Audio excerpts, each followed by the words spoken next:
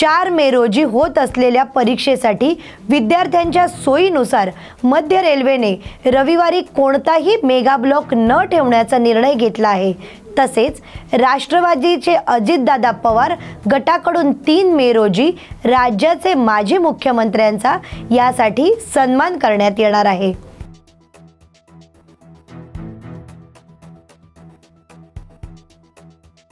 इंदापूरच्या छत्रपती साखर कारखाना निवडणुकीत अजितदादांसमोर भाजपाचे आवाहन।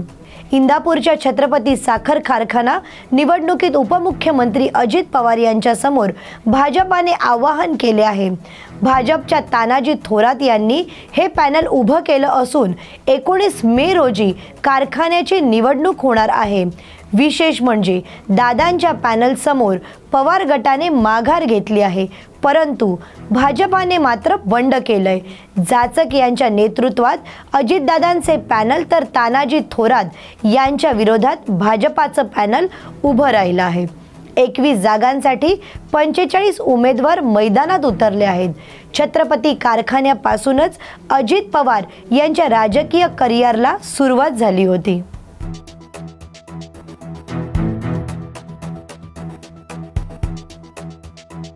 जिम ट्रेनरचा तलावात बुडून मृत्यू। कोल्हापूर जिल्ह्यातील अंदूरमध्ये पर्यटनासाठी आलेल्या जिम ट्रेनरचा तलावात बुडून मृत्यू झाला। बोटिंग करताना बोट उलटूनही दुर्घटना घडली आहे। 31 वर्षीय सचिन जगदाळे असं मृत तरुणाचं नाव आहे। मृत तरुण जगदाळे हा आपल्या मित्रांसोबत अंदूरला पर्यटनासाठी गेला होता। यावेळी बोटिंग करत असताना बोट उलटून त्याचा अपघात झाला। सचिनने तिन्ही मित्र पोहत पाण्याबाहेर आले, पण सचिन मात्र पाण्यात बुडून गेला। जिल्हा आपत्ती व्यवस्थापनाच्या जवानांनी सचिनचा शोध घेऊन त्याचा मृतदेह पाण्याबाहेर काढला आहे।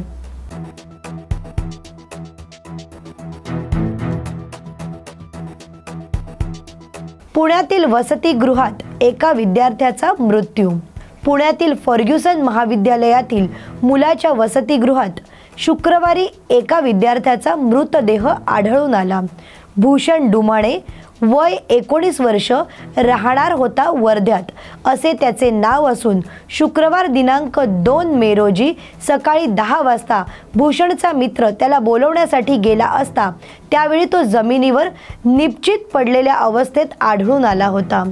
उपचारासाठी त्याला रुग्णालयात दाखल करण्यात आले होते, परंतु त्याचा मृत्यू झाल्याने डॉक्टरांनी सांगितले। या प्रकरणी डेक्कन पोलीस ठाण्यात अकस्मात मृत्यूची नोंद करण्यात आली आहे। पुणे पोलीस याचा अधिक तपास करत आहेत।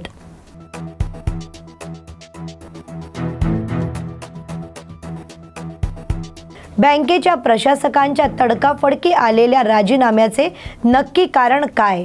नाशिक जिल्हा बँकेचे प्रशासक प्रताप सिंह चव्हाण यांनी ईमेलद्वारे राजीनामा दिला आणि 20 फेब्रुवारी 2022 रोजी शासनाने केली होती चव्हाण यांची नियुक्ती। बँकेचे 2300 कोटी कर्ज थकीत असून वसूल झाले नाही तर बँकेचा परवाना रद्द केला जाऊ शकतो।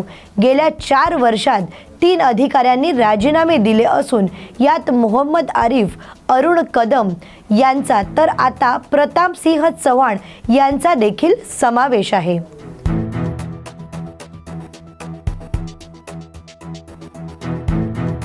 सार्वजनिक गणेशोत्सव समन्वय समितीची मागणी सुवर्ण मध्य काढा। पीओपी बंदमुळे उंच गणेश मूर्ती साकारणे निव्वळ अशक्य। पीओपी मूर्तींना पूर्णतः बंदी घातल्यास मुंबईची ओळख असलेल्या गणेशोत्सव सणाचा वारसा काळाच्या पडद्याआड जाईल। उंच गणेश मूर्ती ही मुंबईत गणेशोत्सव ओळख असून उंच मूर्ती केवळ पीओपीनेच तयार करता येणार आहे। पीओपी बंद करताना श्रद्धा, संस्कृती, परंपरा, ऐतिहासिक वारसा या घटकांचा विचार होणे आवश्यक आहे। त्यामुळे सरसकट पीओपी बंदी करण्यापूर्वी त्यातून सुवर्णमध्य काढावा अशी मागणी बृहन्मुंबई सार्वजनिक गणेशोत्सव समन्वयक समितीने सादर केली आहे।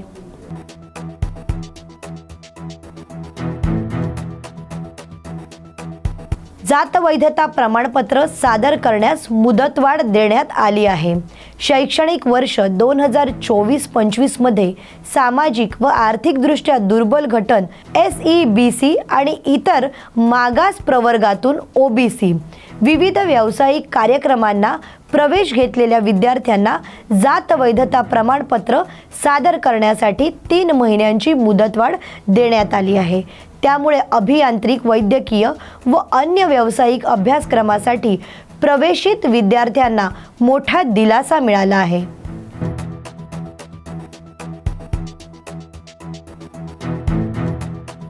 सकाळपासूनच पावसाची दाट शक्यता, नक्की कोणत्या भागात होणार? मुंबईसह ठाणे, पालघर या भागात येत्या रविवारपासून पाऊस पडण्याची शक्यता हवामान खात्याने वर्तवली आहे। मुंबई आणि ठाणे परिसरात गडगडाटीसह पाऊस कोसळण्याची शक्यता आहे, तर पालघर भागात हलक्या सरींचा अंदाज वर्तविण्यात आला आहे। या पावसामुळे उकाड्यापासून काहीसा दिलासा मिळण्याची शक्यता आहे।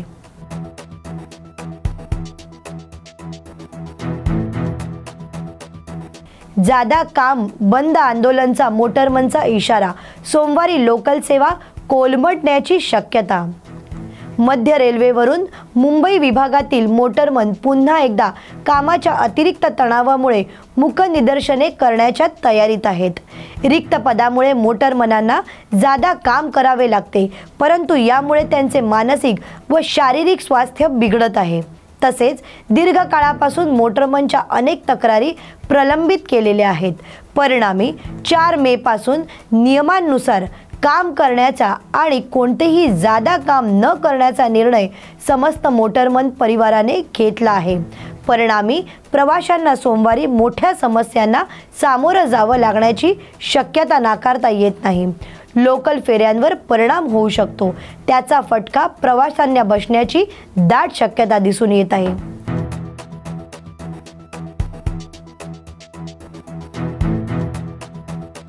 अशाच नवनवीन आणि ताज्या बातम्यांसाठी पाहत रहा न्यूज मराठी 24/7।